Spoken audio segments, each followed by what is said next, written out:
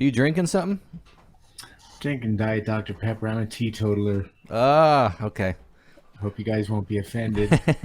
We're drinking whiskey ginger ales. That's what I hear. It's noon. Well, it's noon here, actually. I was going to say it's noon somewhere. It's noon here. Yeah, we have an Who? interview next Tuesday at 8 a.m. That might be one of our first interviews we actually don't drink Yeah.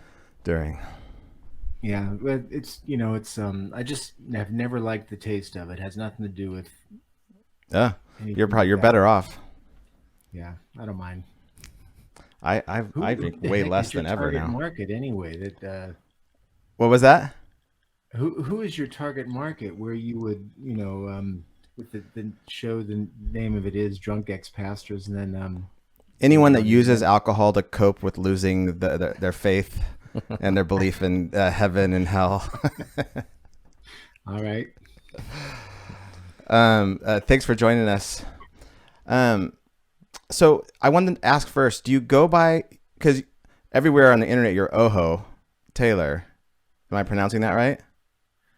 Um, that's the correct spelling if pronunciation if you're talking Spanish, but it's kind of a weird story. It showed up in 1983 with a couple of friends calling me Ojo because everyone's saying, "Hey, Ojo, what are we going to do about this? Ojo, what are we going to do about that? Where we put this cabinet or this keyboard or something." Okay. So So anyway, that it just just became a kind of nickname. stuck. You So can call me Joe. I was Joe gonna is say fine. you Yeah, signed off as Joe yeah. on a Facebook message. So I was like, oh, I bet he's just mostly called Joe. That's stage name, I guess. Yeah. The Ojo thing.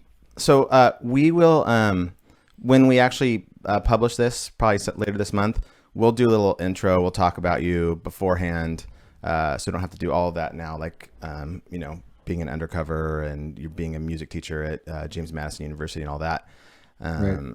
And then I think I gave you kind of a little brief introduction of us as far as growing up for myself in Calvary Chapel, and then being Calvary Chapel pastors, and eventually going from that for me to agnostic to Jason, being a Presbyterian minister for years, and now a Catholic, a, a questionable Catholic. Catholish. Yeah, yeah. So that Well, should give. I don't know if you knew this or not, but I was born and raised Catholic also. Oh, wow. No, I did not know that. Yeah, you were an altar Yeah, boy, which is ironic a little bit since. in the Latin Mass even. Wow, Wow. That's hardcore. that makes it Yeah. very confusing because the altar boys and undercover were Christian bands around the same time. Yep. Yeah. Okay. So again, thanks for coming on. We really appreciate it. We have a lot of listeners who, when we were saying, we were kind of putting it out there, who should we get as guests? And you were at the top of the list of a lot of people's names. And I Oh, remembered that's that you cool. and I had spoken, I think, maybe last year or something. And then I think I just got lazy and didn't follow up. So we also wanted to Hence, start doing video. So now we've got you on video. right.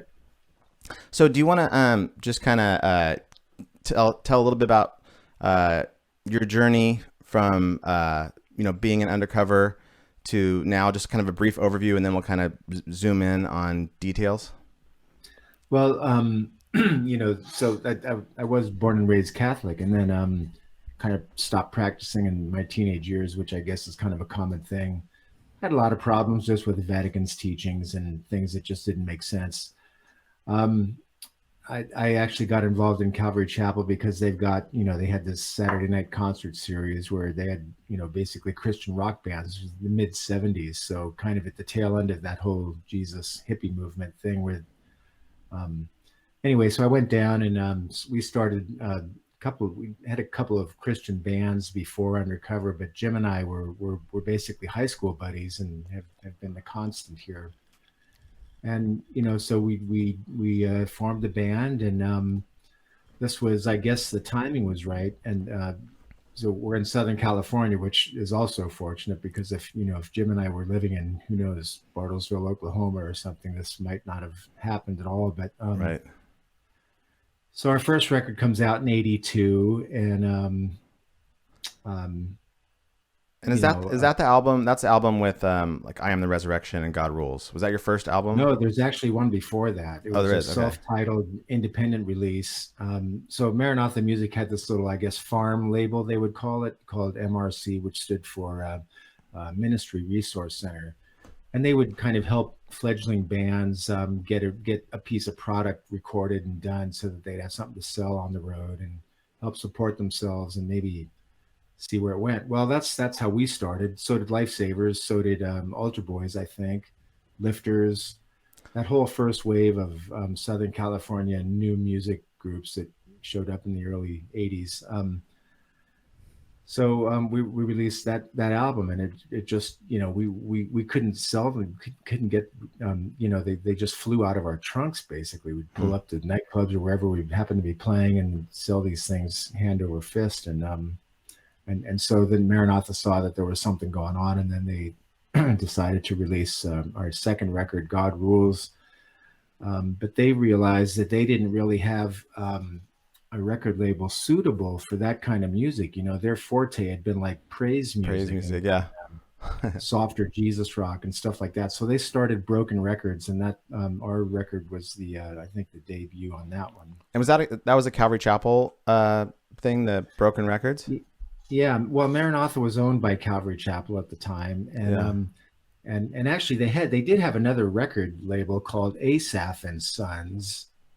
And the interesting thing about that is they had released a couple of compilations, and they had also released Leslie Phillips, who now, of course, we know her as Sam Phillips, fantastic songwriter, recording artist. But she was on that label, so were we. And then they changed it to Broken Records sometime after that. I didn't realize that you guys were so associated with Calvary Chapel. I remember seeing you guys there play when I was a kid, but I think you're a dozen or 15 years older than us. But I remember seeing you guys play when I was a kid. I remember specifically the songs God Rules and I Am the Resurrection. I still have the tunes in my head from them. But yeah, I didn't realize you guys were so associated with Calvary Chapel. It was a loose affiliation, and it became, I don't know, stricter a little further down the line. They had this rule apparently that if you were recording for their label, you had to kind of be going to their church. So a little bit of arm twisting there, but I don't know. I guess that's fair. Yeah, I remember the first time I heard of Undercover. I used to be a part of Awana in 6th grade at Fountain Valley Baptist Church, and some kid in my Pioneers youth group had a Boys and Girls Undercover t-shirt on, and I'm like, what's that? And he's like, it's this Christian rock band. And I'm like, that's a thing? Like, yeah. Cool. Because it was brand new. I wasn't raised in it the way Christian was, so I came to it more at the end of elementary school, beginning of junior high, and it was like, oh, Christian rock. And so I got into Undercover, got into the Altar Boys. And I never saw Undercover live, unfortunately. I did see the Altar Boys, but yeah, I just remember the first time I ever heard of you guys. It was eye-opening for me that the Christian rock was a thing. Yeah, for sure. Yeah. Mm-hmm. So you guys, Fountain Valley was kind of right in the middle of things too, not far from ground zero. Exactly. Yeah, we both grew up down there. It's okay. Go on. Sorry to interrupt. That was interesting about Calvary Chapel. I didn't realize that before. Well, I'm not sure where you would like to take the story from here, but around 1985, 86, they stopped. They basically closed down the Broken Records thing, and so we were without a label. And it was right around that time I was going through a divorce, and of course the church and the public, well, I guess the public church, and also I guess I would say that the public Christian entertainment industry, or whatever you want to call it, wasn't prepared, I guess, even to deal with that, even though it was happening pretty much all over the place. And people get divorced, it happens, right? All that to say that process for me changed the way I saw my faith in broader terms, and that the black and white fundamentalisms that I was taught through evangelical Christianity, Calvary Chapel, not just Calvary, but most other churches as well, had kind of very similar doctrines, and those just weren't working in my day-to-day life anymore. So it was around that time that we wrote our record Branded, and which had a lot to do with documenting my process going through that whole thing. And in fact, a sidebar here is that I was at the same time enrolled in a bachelor's degree program at Cal State Fullerton, and was in a religious studies course called Anxiety, Guilt, and Freedom. It was basically existentialism.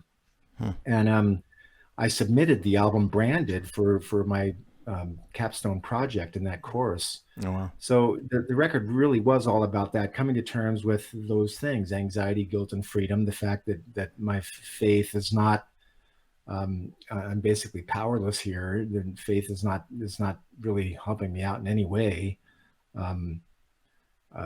Kind of follow the rules all along, and now my life is falling apart. Hey, what the hell, So Right. that was kind of a turning point for us. And Branded was kind of took us by surprise in that it had an impact within Christian music much wider and more powerfully than I guess could have imagined or would have figured at the time. I remember I had one president of a record label, a rather large Christian record label, call me one day and just to tell me that this was a powerful record. And Were you guys doing this full time? Were you guys able to, exist on this financially at the time, or were you guys doing really? Okay, yeah, that's cool. Do you ever? I always wonder. Do you ever look back and think, man, I wish I had been using my musical talents, outside of Christianity. I know we both have. I probably more than Jason have a lot of regrets about spending so many years doing ministry and being a pastor. I wish I had gone into, now I'm in business, right? I'm a web developer, but I wish I had started doing that in the 90s, because I'd be much better position now than I am.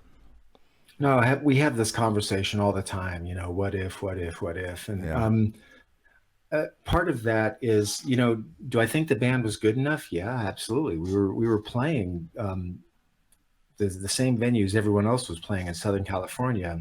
Yeah. Part of it, I think, was just a matter of timing, because when our first record came out in '82, and this is at the beginning of '82, there was no Altar Boys. There was no, about the only other group that was doing this was in any kind of anywhere near what we were doing was DA with their record, what was it, Horrendous Disc or Alarm or something like that, and Lifesavers. That was it. So the kind of simplistic, overt Christian lyrics were almost necessary in a sense to get the local church to swallow what we were doing. Sure. And it really became a matter of, well, we're a little bit too raucous for more traditional conservative Christians, and yet our lyrics are too overt and religious for mainstream radio and so on. So we were kind of stuck in the middle. But yeah, we have this conversation all the time. What if we had just kind of, I'm sure. Yeah. It sounds almost like church wellness. I mean, it sounds like in 1982, you guys were in a similar place as U2, because they had yet to hit it big. They really got on the kind of radar a year later or so, but they were sort of, being pressured to be Christian, but wanting to, have access to wider audiences. And did you ever think about perhaps going secular and rolling the dice and hoping to hit it big like they did, or was that a conversation you guys had within the band? Yeah, it's a great point. First of all, I agree with you that, and U2, they were the start of that, but there were others too, the Alarm and Waterboys, all these kind of quasi-Christian groups coming out of Europe. It's not the kind of thing where I think you can sit around your rehearsal studio and say, hey, should we go secular or should we continue down this Christian music thing? It's really very much following the momentum wherever it's leading you, kind of thing. Oh, well, we've got this opportunity now to do a record on this Christian label. Do we do that or not? Well, why not? It'll give us a record, and we don't have anything else going on other than we're playing all these clubs and filling up venues. So a record is a record. Why not? we had all kinds of thought processes back then that, um, Well, again, we're very much a product of our time. 1982 was pretty early in this whole thing, and U2 was not doing overtly Christian music. Their thing was, what was going on in Northern Ireland, and they had that, that kind of helped well, them. and I remember thinking, well, Sunday Bloody Sunday mentions Jesus's name. So, I mean, they're Christian. Well, the chapel store at Calvary Chapel Costa Mesa had U2 albums Yeah. for sale. October, I think, was probably the most overtly religious Christian album. Joe, for your first 2 or 3 albums, I think Bill Walden was the singer, right? Right. So, Bill was in a band called The Mirrors. Do you know who they are or were? Yeah, that was after Undercover. Yeah. And I traveled around with Bill and the Mirrors for about 3 weeks in Europe in 1990 or 1991. And so Right. got to know Bill pretty well. He was a really nice guy. And he was a college and career pastor. He was at the our college and church. career pastor at the church. But he said something about, seemed to reference playing an Undercover as traveling around in a kind of as music missionaries was his way of looking at it in the past. And I was wondering how you looked at it in the past. Did you feel at the time that, oh, we're music missionaries, or were you just like, I like being a musician and this is a band and this is what I want to do? And do you think that's changed for him over time? You know what I'm saying? Yeah, I do, and I think this goes back to Jason's point about U2. So I've got to assume some responsibility here. I think we did see ourselves as musical missionaries, and I think that did stop us from pursuing what other mainstream opportunities we might have had. I remember a press conference that I actually did in Houston, I think it was, with Amy Grant, and I've got actually photographs from this press conference, me and Amy together, and we got along really well, but we disagreed on that fundamental point. And of course I kick myself now. I just was not evolved enough to know that there was probably a better and bigger way to although not Amy's way, because she was signed to a Christian label too, doing Christian music. But Right. I'll say this: so the 77s were actually distributed by Island Records, U2's label, and they talk about this often as well, that U2 basically just sucked the oxygen out of the room wherever they went, and there was no brain space left for them. So Really? there's all kinds of reasons why things happen the way they happen. And Yeah.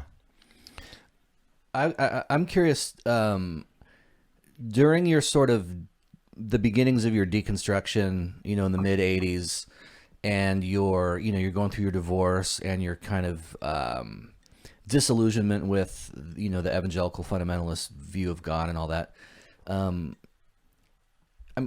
curious about your experience in the Christian music scene at the time. Did people on the outside who aren't insiders, we wonder sometimes, like, are these Christian rock bands, are they the real deal, or are they just doing this for the money or for the fame? What, you having been on the inside and knowing all these different artists, what was your takeaway from just being on the inside of that scene? And was there, were the people legit and sincere? Was there hypocrisy? Did any of that sort of contribute to your own disillusionment with the God that you'd been talking about? yeah, well, the answer to the last question is no, it didn't. But I'll say this: people are people, so there's going to be, faults and snafus and stuff all along the way wherever people are involved. But I'll say this: the vast majority of people that I met and that I know and that I'm still in contact with, and I would say upwards of 90 to 95% of those people are completely legit and believed in what they were doing. Upright, sincere, authentic, genuine, whatever word you want to use there. So no, it wasn't the case that I got inside Christian music and saw that there's this cancerous rot going on inside. It was nothing like that. The closest to that I saw that I kind of was not really disillusioned about, but just things like people inside Christian music were and probably are still too apprehensive about letting their humanity show, and this shows up in ways like having a whiskey in public, or smoking around festival grounds or something like that. And I was always a smoker. I quit about 30 years ago, but at the time I was smoking cigarettes. And after our first tour of Europe, where Christianity looks very different, I came back to the States and decided, yeah, I'm just not going to hide anymore. I'm just going to be who I am. And if let the chips fall where they may. The first gig that we did after we came back, or one of the first, was a big festival in Canada. And I did that. I just walked around being who I was, smoking cigarettes openly, and it was just a shitstorm, Joe Taylor smokes a cigarette, hates God. What's that? Yeah. Are expletives allowed, by the way? Oh, fuck yeah. Yeah. Okay. My kind of folks. Yeah. Yeah. Do you think there's something to be said for what kind of music or what kind of lyrics you're saying or singing that could also affect how you behave around people? I mean, if you've got Amy Grant and Stephen Curtis Chapman and, I'm trying to think of, Carmen. Rich Mullins. And they're singing a certain type of lyric that is just very kind of fluffy and everything's wonderful and God's amazing and our God is an awesome God. And then you've got bands, a lot of the bands I really liked as a Christian in the early 90s, their lyrics were a lot less bright, I guess I would say, a lot less fluffy and a lot realer. As far as how they were feeling and what they were going through, that probably allowed them to act more themselves than, Stephen Curtis Chapman out in public, I would imagine. But yeah, I think that's true. Yeah. And I think here again, Christian music had to evolve to get to that point. Right. If I look back on it, in hindsight, maybe the early 70s, the idea was to evangelize. And then, so the lyrics were overt and sometimes fluffy and sometimes a little bit judgmental, Jesus is coming back, you better be ready, all that stuff. But then, as we moved into the 80s, we started taking on, we at least started taking on issues of humanity and how we see those issues from the perspective of our beliefs. And yeah, I think that, I'm sorry. I don't think that growing up, I felt that music had any value outside of how much closer it made me to Jesus, for example. And I would say it was sometime in the early 90s to mid 90s where I started realizing I can actually just appreciate music for itself and enjoy it. And it can be good. It doesn't have to be, just Silverwind. There was some band I listened to in the 80s in Calvary Chapel, and it's all uplifting. It can also just be good music, and I can enjoy it for what it is. Right. So yeah, I talked to Greg Lawless, dear friend of mine, the guitar player in Adam Again, and he had this insight where the farther and farther we get away from those records in time, the window closes on how many of those songs actually will stand the test of time. And so, if I was going to do a concert today, which of those songs would actually I feel okay about playing? And right. The answer is probably fewer than half, and actually very few off our first three records, probably. Right. You mentioned Adam Again. I was gonna thank you because I went this morning as I was kind of prepping for this interview. I ended up listening to an entire album. I don't know if you would remember it, but you guys actually had a song on it. The album was called Browbeat. It was an unplugged alternative album, and right. Mm-hmm. Undercover had a song called Symbol on it. But I only listened to the album because Poor Old Lou had a song on it. Oh, Poor Old Lou. I was obsessed with this band called Poor Old Lou in the 90s. But yeah, Adam Again was on it. The Choir, LSU, Lifesaver. That LSU was what used to be Lifesavers, right? They went to Lifesavers Underground. Right. LSU. Mm-hmm. Dig Jesus. All these bands, I haven't heard their names in a long time, but I listened to the whole album today while I was in here getting ready for this, and I'm like, these songs were really good. I really like enjoyed them, but I had forgotten that you guys. I'd forgotten probably most of the songs because Poor Old Lou was the only one I was listening to at the time. But I really enjoyed it and liked your song on it too. But it was like a really good album. It came out in 92. The songs were great. There was nothing overtly Christian about it, but I just remember enjoying the music itself.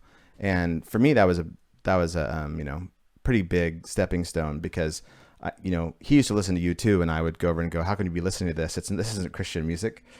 So it sounds like you guys kind of went that way as well with your music, from the early 80s into the mid 90s when you guys were playing. Right. So I guess that was around 94, because that song Symbol had shown up on our record Forum, which came out in 94. So between Branded and Forum, that's 8 years, and it's a long time. Yeah. And this may appear like the blinding flash of the obvious now, but for the longest time, the idea that Christians could be artists was heresy. Yeah. That if Christian musicians were going to focus on art, that was sinful and heresy, and that's well, when Jesus is coming back in 1993, there's no real point in being an artist, right? The only point is to get people into heaven and have them not miss the rapture. And so when suddenly you start going 93, and I mean, I for the longest time we were told it was 88, but that didn't happen. So yeah, maybe 93, and then every year since. Yeah, the biggest culprit, I would think, regarding this idea that evangelism is what swallows up everything else, would be Keith Green. I'm curious if Keith Green famously believed that unless you've been explicitly called to stay in the country that you're in, that you're just default called to go out to another country and be a missionary. Did you guys have any run-ins with him? Did you play any shows with him? And I'm curious if he, especially during your kind of as your divorce. Well, I guess Keith died in he died like 83, 82. I think he may have died. But did you guys know him, and did was he any kind of influence, positive or negative, on your guys' outlook regarding your music and your ministry? I didn't know him. We did a couple of concerts with him, but only they were more like Disneyland. I think we shared. We both played Disneyland, maybe Knott's Berry Farm. Never had a conversation with the guy that I remember. But even as a young guy before Undercover, I listened to this and thought this guy was way off out in the weeds somewhere. And it just, I wish I had thought that. I thought he was amazing. Yeah. Yeah. So who would have been your biggest influence in that time? Like, you have a time of Christian music that you were very involved in the Christian music scene, and you still are a little bit, because Undercover still plays every once in a while. But I was wondering, you teach music now at James Madison University. Would you say, as a Christian, this was my biggest influence, and now my biggest influence is pretty different, or is it always the Beatles, for example? In the earlier days around Undercover, we were around all those Maranatha early rock bands, Gentle Faith, Mustard Seed Faith, Parable, Eric Nelson, people that may or may not have actually been doing rock, but the idea was that it was bringing their faith over using more contemporary styles of music. And that, for a guy that had grown up Catholic, that was kind of an interesting twist. Yeah. And then when we came along, it was kind of the same idea: bring your faith, but why not just have it in music that could stand on its own in the real world? When Undercover pretty much kind of wound down our recording career after 94. I had just graduated from college, kind of chipping away at it in my spare time, but went and got 2 graduate degrees, one in business from UCLA and one in music from Cal State Fullerton. So, because I didn't have an undergrad in music, and I did end up with a master's degree in composition and theory, I had to take 5 years of classes just to get there. But it was a labor of love, not that I needed a music degree for any reason. I just loved music and wanted to study it. So during that time, to get to your question, I pretty much was immersed in the standard classical repertoire and listened really to nothing else. Okay. So from the Renaissance period and all the way through, the early 20th century with Schoenberg and all those guys. So I didn't really have any popular influences for a good long time. And then after I got that music degree, I pretty much was burnt out and just didn't listen to anything for a year or so. Were you guys when you guys listened to music on your own when you were like at the, in early undercover, because I know me growing up in that, in the household I grew up in at Calvary Chapel, I wasn't allowed to listen to anything that wasn't Christian. I was only listening to kids' That's too praise. bad for you. It is, I know. I hear that story all the time, and I can't imagine what that would have been like. Yeah, well, I'm making up for lost time now, so it's not. But yeah, Cool. So you listened to all kinds of stuff, even when you were, music missionaries in undercover. We had our bus and we listened to stuff like everything from the Ramones to, Southern California punk bands to, there was all kinds of stuff. Our drummer, Gary, was more interested in progressive stuff. So he'd listen to Kansas. Jim was into Billy Idol. I liked the keyboard oriented groups of the 80s, like Ultravox and stuff like that. So we had a wide range of influences, but I really can't think of any one Christian record that we'd throw in there and say, "Ooh, listen to that." Right.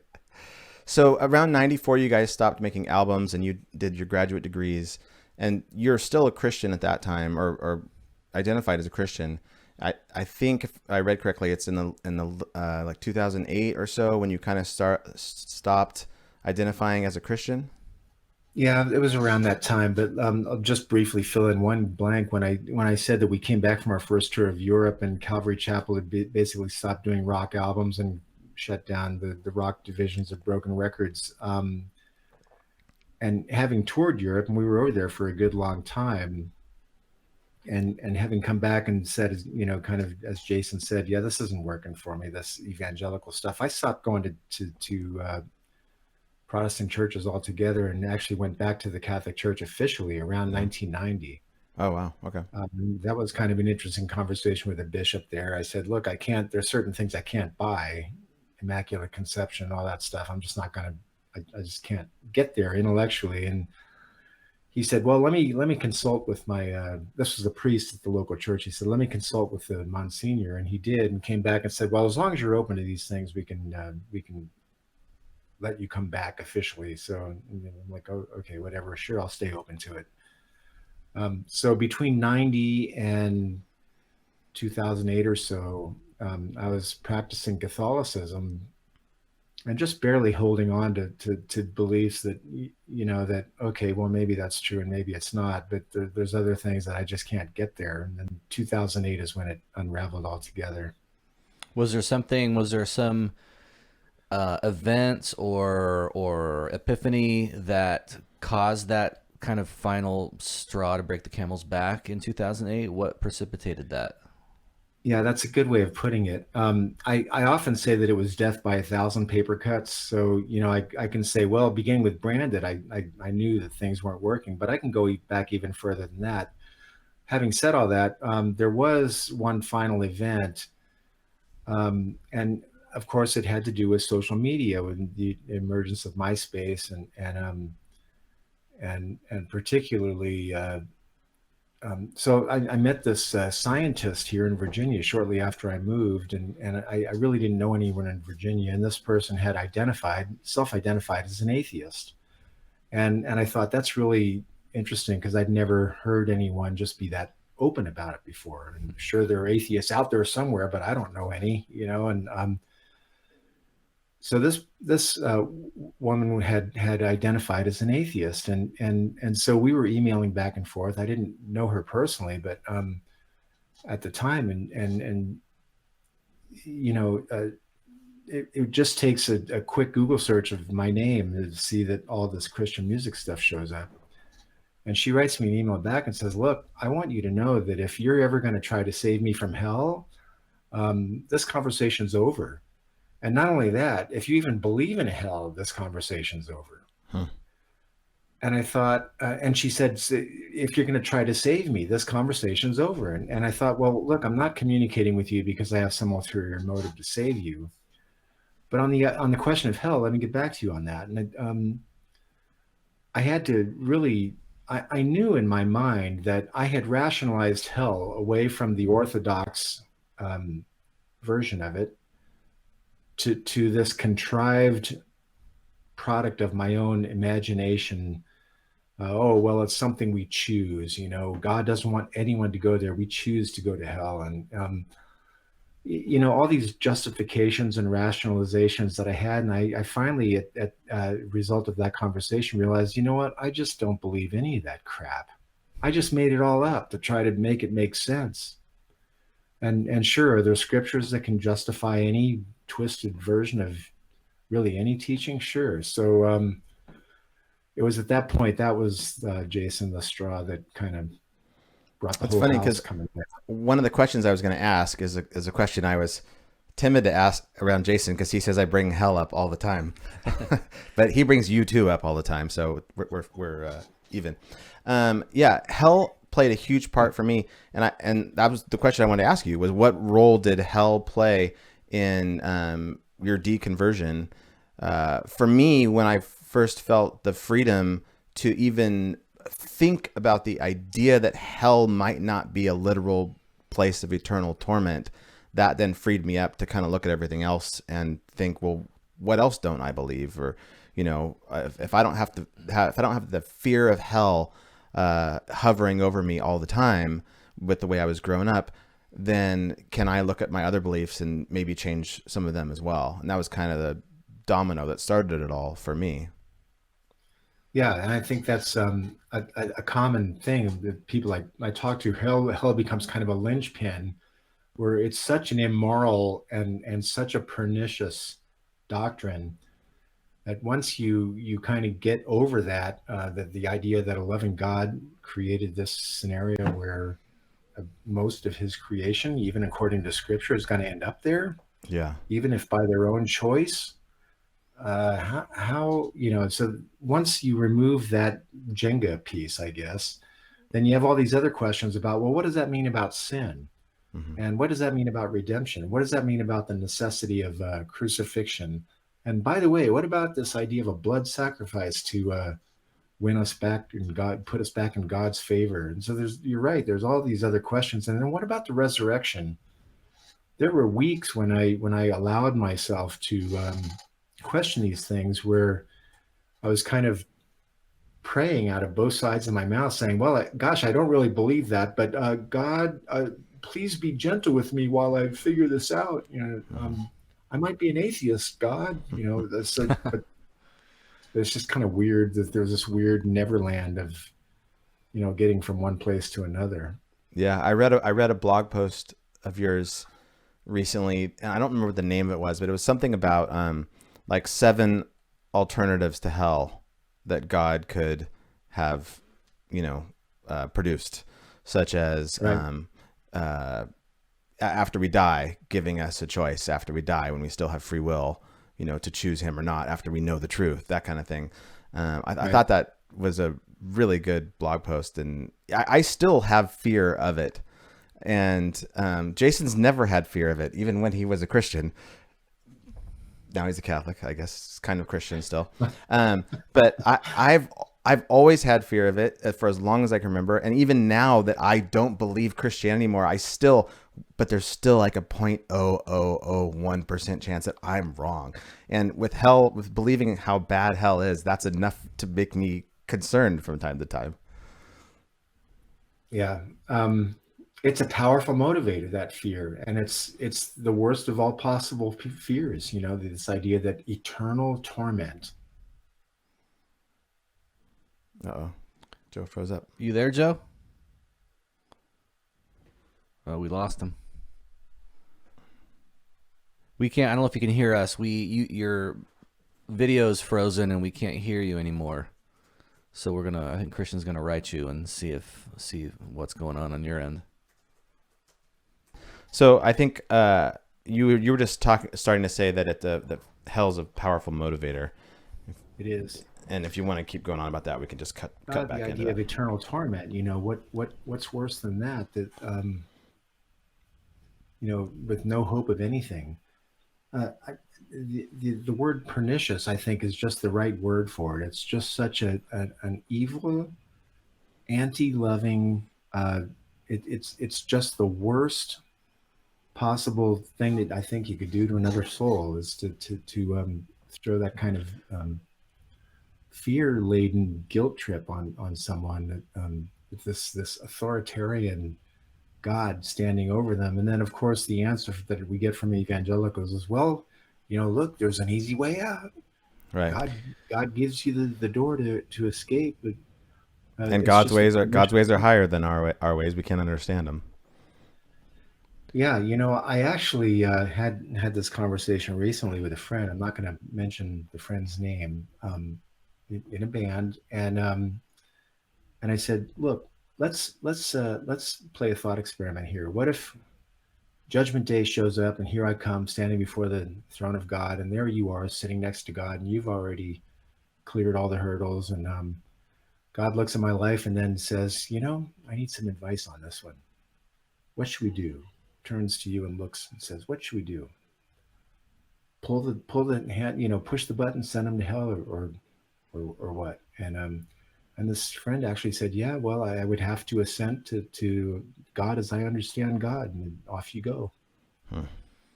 So with friends like that, it's not just an abstract. These teachings, these religious teachings, show up in the way we think about people and the way we treat them, and that's one reason why I feel compelled to speak out and write on my blog and so on. Right.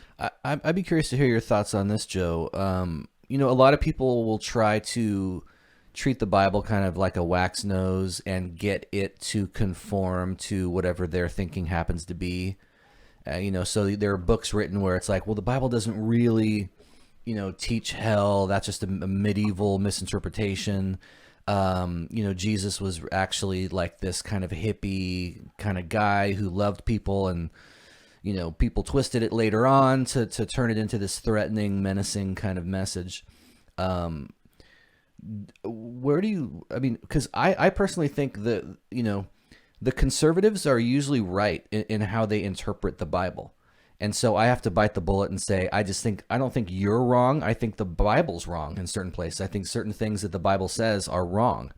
As opposed to, no, you're just misinterpreting the Bible. Let me tell you what it says because I can make it line up with my thinking. And connecting that with hell, I think that there was probably just a long period in our own human evolution and our religious consciousness that we just needed some sort of threat in order to be merciful.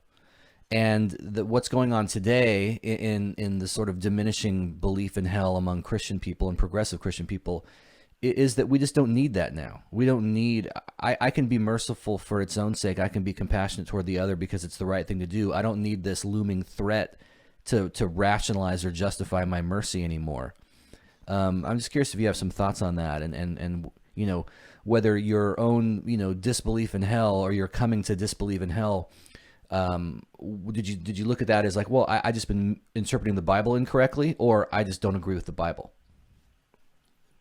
Yeah, well, that's a lot of stuff there, and it's all really good stuff, Jason. Really thoughtful. I lately have been thinking of that the Bible is really little more than a Rorschach test for people. That when people tell me what they think the Bible teaches and says, it says more to me about what they and who they are than what the Bible actually says. There have been, the Catholic Church had to rely on its authoritarian interpretation of Scripture and tradition and the teachings of the Church by rule of an iron fist. But the minute you remove that iron fist, there really is nothing that grants one interpretation of Scripture any more authority than any other interpretation of Scripture. And just this morning, Lucian Greaves from the Satanic Temple had a tweet that where he retweeted an article from the New York Times talking about the American Methodists that are going to split over the teaching of same-sex marriage. Well, these are important questions, and why is there so much? Why aren't there answers about this? of what use is the Bible at all if anyone can read it and make and support any view that they choose to support for whatever reason, whether it's their own biases or um, the way they've been taught theologically or what.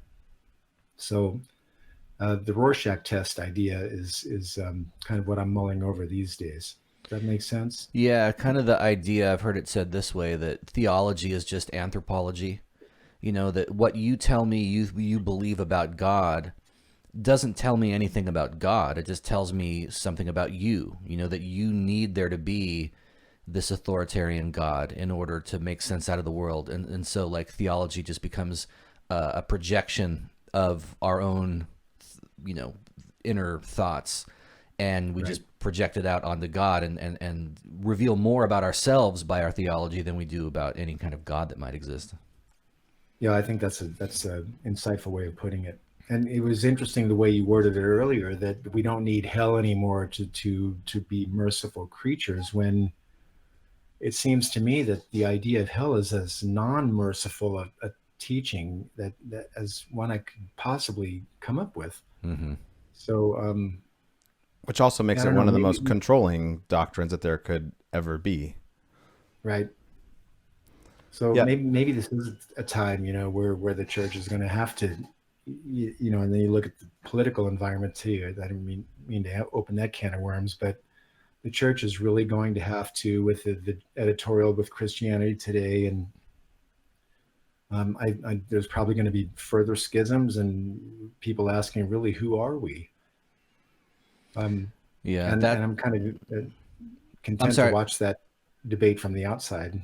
Yeah, and that's where the Catholic Church has kind of gotten itself into a corner, because they don't, of all the different, expressions of Christianity, whether Eastern Orthodox or the varying Protestant, denominations, Catholicism is uniquely incapable of asking for a do-over because of their view of their own authority that says that the Pope is infallible under certain conditions, and the Church is infallible under certain conditions.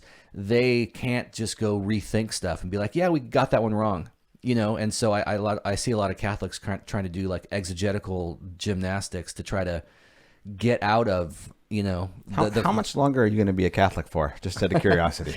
Well, it's like Joe knows. It's like it's like once a Catholic, always a Catholic, But there's a lot about it that I love. There's a lot about the sacrificial ethic and the nature of self-giving love and all that. Catholicism is really good at that stuff. And when it comes to redemptive suffering and finding purpose in the difficulties of life, and the Catholic Church. So like three or 4 years, maybe. Yeah. Okay. Yeah. Exactly. So it was 2008, MySpace, around that time where you started publicly, not probably announcing, but letting people know if they asked that you no longer believed in God specifically. Is that right?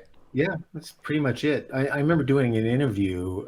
It was an online interview, and I was right in that, caught in that middle ground of not really knowing what I believed at all, or if I believed any of this. And I didn't want to go public yet because I didn't feel like I had answers for my own questions yet. But in this interview, I felt like I had to. Authenticity is important to me too. So I'm not going to lie in the interview. At the same time, I'm not going to go to a place where I feel like I don't have the foundation yet to answer certain questions. But it was ultimately when I realized that I was just, Facebook showed up, and that's about 10 years ago or so, or 11 for me. And I was going to get those questions. Yeah. Did you get a lot of questions when it became public that you no longer identified as a Christian? I did, and that's one reason why I started my blog, which I hope it's okay for me to promote that here, Yeah, for sure. ojotaylor.com. But the reason why was because I kept getting not just questions, but the same questions over and over and over. And I thought, I'm just going to write this down, write out my thought process, and every time I get this, I'm just going to give them the link. So yeah, it was a lot of that, and it was scandalous for a lot of people. I lost a lot of friends, and friends. which just mystified me though, because I felt like I'm the very same person. I just now don't believe a few things that I did a little while ago.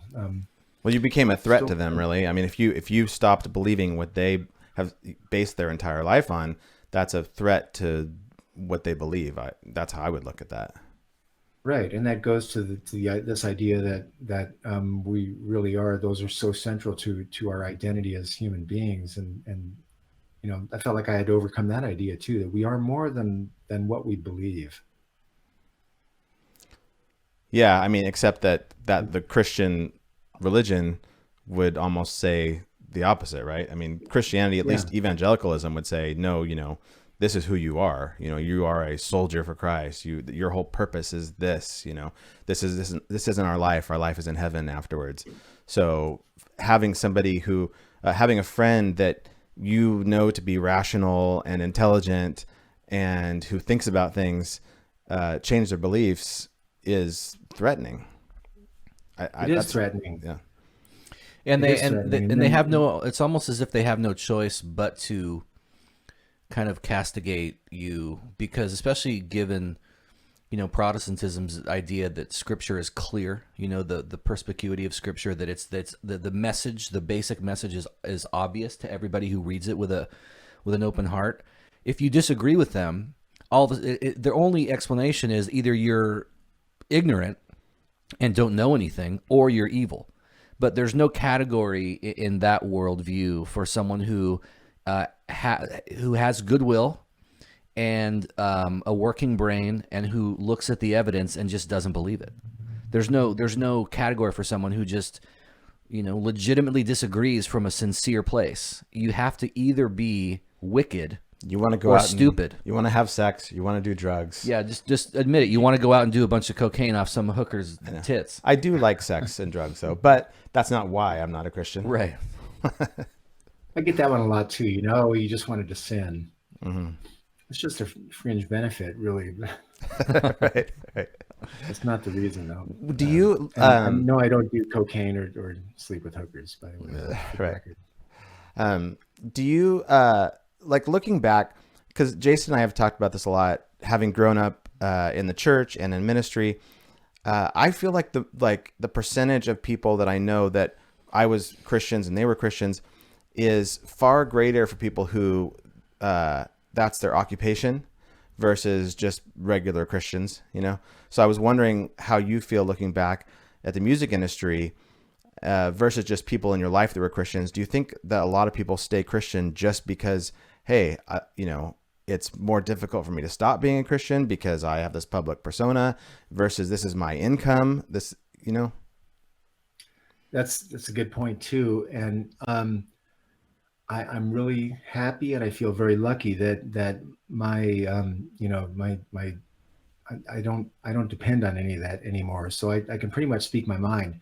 Mm-hmm. And one of the interesting twists about that is that I'm kind of a safe place for people now. And I get a lot of emails and phone calls from people who are exactly in that space that you just described, where they feel like they can't verbalize their doubts or the fact that they've lost their faith because their livelihood depends on it, and they've got kids or they've got family, or they just simply don't want to deal with the inconvenience of having to all the mess that you guys just outlined about having to explain this, being, well, I'm not wicked, I'm not evil, I just don't believe this anymore. So I get a lot of phone calls from names that we all know that say, look, how do I navigate this? And there are some that have just said, well, I'm just going to keep forging on and keep my beliefs to myself. Yeah, we have at least one pretty well-known Christian musician who, at least for a few years, listened to our podcast. I remember thinking, there's no way you can admit that you listen to us and be the person you are publicly. And so I know we have, and then we have a number of pastors who listen. It's the same thing. We're, again, kind of a haven for people who have, deconstructed, or deconverted from evangelicalism, especially. I'm curious, yeah. Joe, it seems as though during your, journey especially or like late 80s, early 90s. It seems like a good resource would have been someone like Rich Mullins, because you were talking earlier about most Christian musicians and Christian leaders in general had a hard time humanizing the gospel, whereas Rich Mullins seemed to have he died in the mid 90s, but he seemed to have a really kind of earthy, fleshy, tangible faith. Did you draw upon him as a resource either through his music or knowing him personally? Were you aware of his journey at the time, and did that affect you in any way? Only tangentially did I know him. We met a few times. Really nice guy. Liked him a lot. He was a smoker, so had that going for him. And he managed to put some things on his own terms. But having said that, it was just, the people like him and Rick Elias, I guess, was associated with him. I didn't know those guys that well. And it wasn't for any weird reason. It's just that we just didn't cross paths that many times. So no, it didn't really have an impact on me.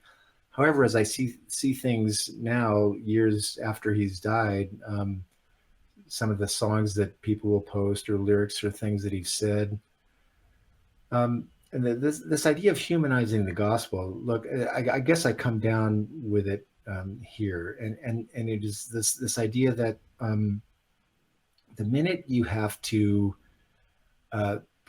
inject any kind of theology into a uniquely human experience, then you've kind of multiplied variables unnecessarily, and you've complicated it. You don't need that stuff to process it. There's not a darn thing in Christianity that is required to interpret or understand or process or work through any experience that I might go through as a human being.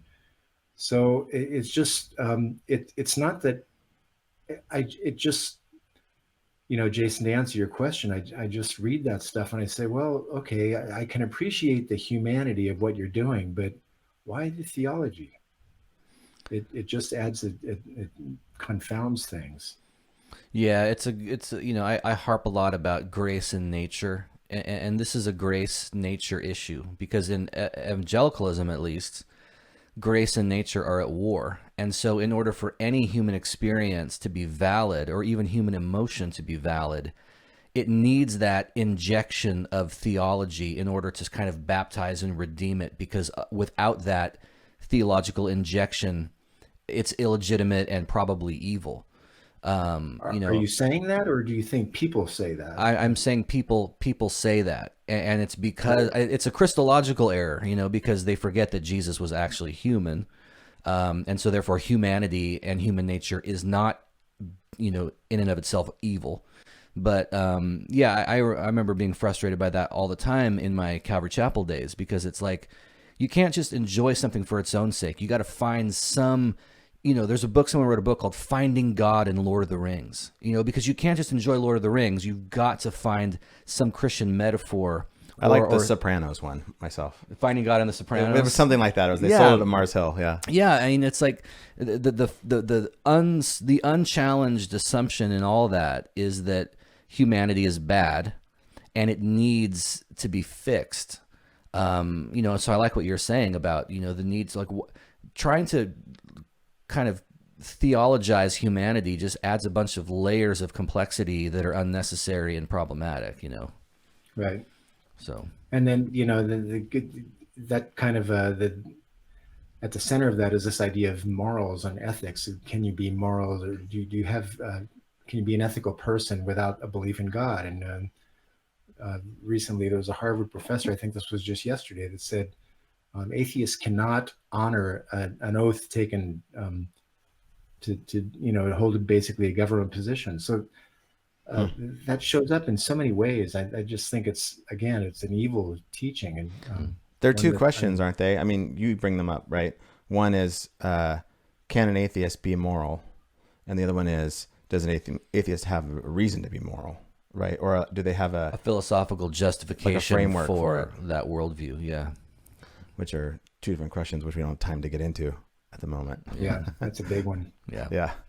But Um, it goes, Jason, to your thing about what you were talking about the Catholic Church and what you like about it, the idea of redemptive suffering and all these, it's a religious framework for thinking of uniquely human experiences, and I don't fault people for doing that, because to a hammer the whole world looks like a nail, and then we just kind of force things into our own worldview. But there are other ways of seeing those things. I don't mean to knock what you said about redemptive suffering, because I think there are a lot of beautiful and poetic ways that religion has brought language to some of our human problems. But as you said, it's just unnecessary. do you consider yourself a spiritual person at all after going through everything you've gone through? Or, I don't really necessarily consider myself a spiritual person. So when someone says to me, I believe universalism to be true, my response is going to be, well, fine, then why would I want to be a Christian? Whereas Jason's response is, I like the incense and the prayers and stuff. Where would you fall with that? Well, what do you mean by spiritual? Are you searching for God, I guess? Do you meditate? Like what, do you think about things of the spirit often? Because I don't really think about them all that much, other than trying to avoid thinking about hell. Well, I have actually written about this idea of spirituality too. I was playing guitar for just make it simple, a meditative group, let's call it that. And after the thing was over, this woman and her boyfriend come up to me and asked if was asking if I had heard of and believe in Edgar Cayce, and basically it turned into what do I believe? And I said, well, I'm an atheist. And she looked at me with a deadpan face and said, oh, so you have no inner life? And I was just stopped immediately with this idea that because I've rejected certain God ideals or versions of theology, that I don't think about the same things, the sense of mystery and awe of the universe, this idea of wonder and where do things come from, and gosh, what does it mean to live ethically, and is there a moral authority, and all of these things. So to the extent that means spiritual, then I would have to say yes, but I embrace the fullness of the complete human experience. I don't feel compelled to put that in a religious framework. Right. Yeah. I think I feel fairly closely to that. I had two more questions for you before we go. One is, how has I'm sure some of the people you're closest to in the world are, or at least have been in your life, are people that you played music with, in particular the people that have been through undercover with you for a lot of the time. How has their response been to you moving away from Christianity? It's been varied. The guys in the band are closer than brothers to me.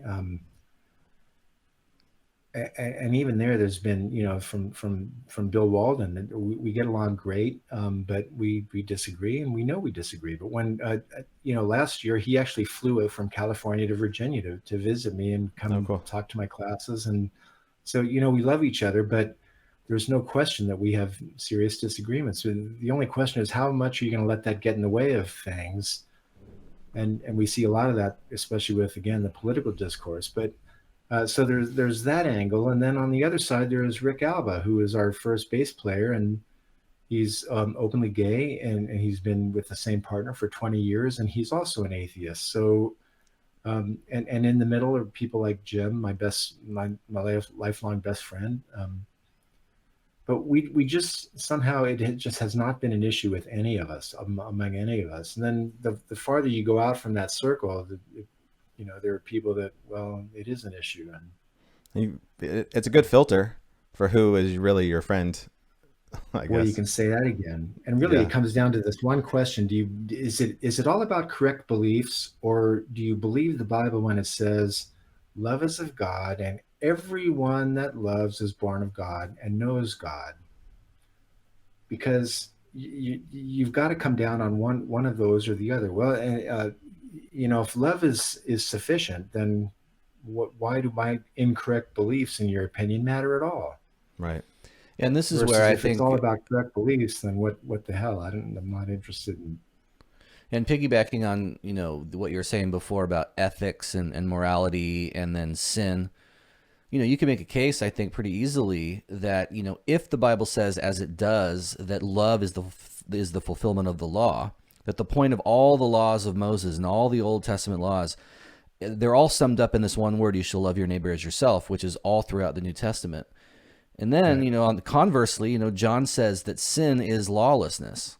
But if lawfulness is love, then all sin becomes is a lack of love. And so sin is not, using this four-letter word or looking at boobs, or whatever. Sin can just be understood, under this rubric as just a lack of love. Anything Right. that fails to exhibit love to the other is sin. And so even for me, who's very progressive in my religion and all that, if somebody were to ask me, do you still worry about being sinful? Well, yeah. But what I mean by that is lacking in love toward the other. I don't mean sinful in the sense of, I coveted something or whatever. It's when I fail to exhibit mercy and compassion and sacrificial love for someone else. Yeah, that you can make the case that that's what sin is and nothing more. Right. Well, I agree with that, and I've said before that the whole idea of sin is it's a theological idea. It's not a moral concept. Mm-hmm. It's a theological concept. So you can call it sin. I call it a fault or shortcoming, or depending on how egregious the the act is. I've done something wrong. Yeah. So I don't need to dress it up as theology again. Mm-hmm. One last off-topic question I wanted to ask you. As a professor of music at a university, how do you feel about the Beatles? Hard to get around them. I teach history of rock, and that's probably the longest unit. And I'm a big fan. That I don't think there will ever be another in the sense that a group that will so comprehensively change the course and direction of the music industry and songwriting. Yeah. And as I've had to research more and more as I teach that class, but they too were products of their times. And could the Beatles happen again today? Probably not. But yeah, just fantastic. Yeah. Where does U2 fall? Where does U2 fall in the pantheon? In the pantheon of rock gods? Where's the U2 land for you? Not just your personal, whether you personally enjoy them, but where do they fit in the broad scheme? Yeah, well, I talk about them in that class also. And if you're asking personally, I think War and October, they're my two favorites. And then they kind of lost me kind of after Unforgettable Fire, somewhere in there. And I don't need to really talk about why, but I think that those two records were landmark records for me. Yeah. Changed the way the guitar is played, changed the way vocals, the whole idea of political activism. And I mean, what I heard is that the Beatles are better than U2. That's what I heard. That's not what I heard. I heard he said that U2 is the greatest band of. What was that, Joe? You drew me into the middle of your own conflict here. Well, I'm always curious because I love the Beatles. They're my favorite band ever. But I don't have any good musical talent or taste necessarily. So I'm curious, what does somebody who really knows music think? That's why I was asking you that question. I just wanted some confirmation bias. One of my colleagues says, if you like it, it's good. And, we can rail on any number of groups and artists, but my professional opinion is really not worth much more than someone else's professional opinion. They're all different. Yeah. But I love the Beatles. Yeah. Yeah, me too. And so do I. Yeah, and I love you too. I love you and too. I love you too. Aww. And you too, Joe. Thanks for being with us and talking to us. We really appreciate it. Real pleasure. You guys are asking really insightful and really great questions. Pleasure to be here. Hopefully we can talk to you again sometime. Yeah, that'd be great. Okay. Thank you, sir. Thank you. Thanks, Joe. All right. Bye. Thanks, Jason. Bye.